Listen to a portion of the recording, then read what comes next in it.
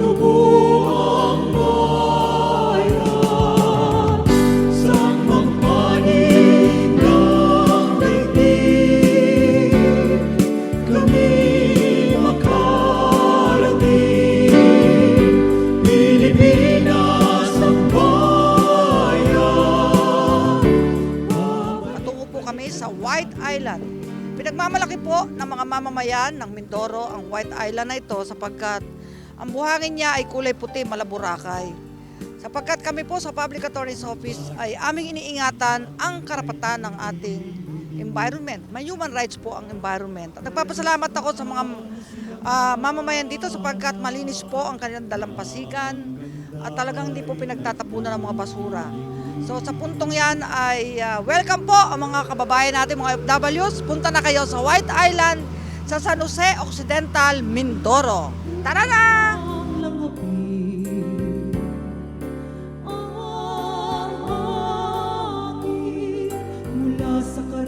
Mula sa karagatan, kagubatan, at may palig. Halina't tayo'y magsaya, sama-samang iibig,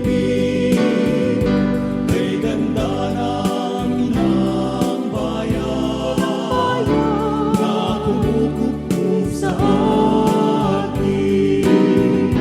Tayo na kapatid, kaibigan, kababayan, sama-sama nating mahalin ang ating iyang bayan.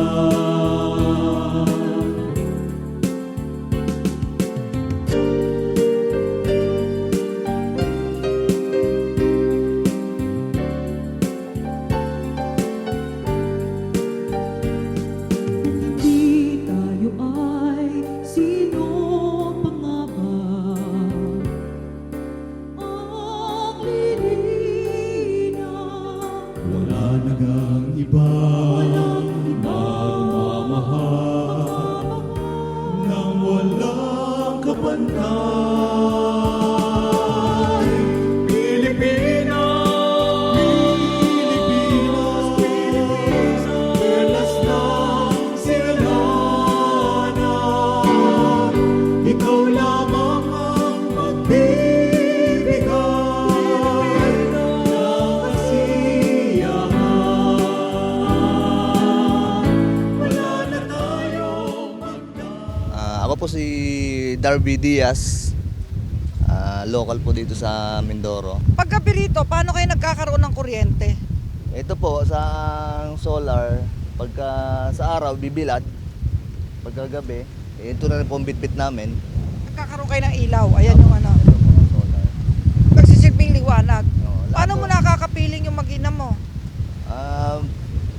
Every 2 days minsan umuwi sa araw, sa gabi, halos madalas din dito. Dito na natutulog. At Pag bumapagyo ba, lumulubog tong isla na to? ay hindi po lumulubog. Bakit tinawag na White Island ito? Kung mapapansin niyo po, puro corals po kasi yung ano, Puti. puti siya. Anong sukat nito kung alam mo? Ang sa pagkakaalam ko po, itong nakalitaw na ano ay 1 hectare. 1 hectare. Tapos kapag yung kasama po yung mga bahura ay nasa 13. So ilang taong ka nang namahay dito? Wala pa naman pong ano kasi yung naunang bantay dito wala na po. Itong year na to, ako lang po ang nandito. Sa isang araw, magkano kinikita mo rito? Depende po kapag weekdays ay madalang naman po yung mga walk-in. Pagka weekend, medyo walang trabaho yung mga tao, namamasyal sila dito.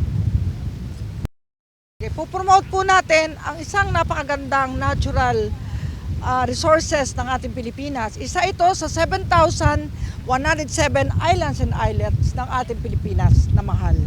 Ang Pilipinas ay highly archipelagic, kinubuo ng napakaraming isla. At sadyang ito ay isang bansang makadiyos ayon sa hula ni Propeta Isaias. Sadyang binubuo ng maraming pulo, 7,107 islands and islets. At makikita natin, pag gantong tag-araw, nawawala ng dahon ang mga puno. Opo. Pero pag taglamig na, tutubo uli. Oh, malilim na po dito. Parang autumn, may spring, ang galing. At sadyang ganyan mga kababayan, punta na kayo rito. Napakaganda po ng inambayan ng Pilipinas. Puntahan po natin at ang kanilang mga tinda rito mura lang. Kapresyo lang din po nung nandun sa Dalampasigan.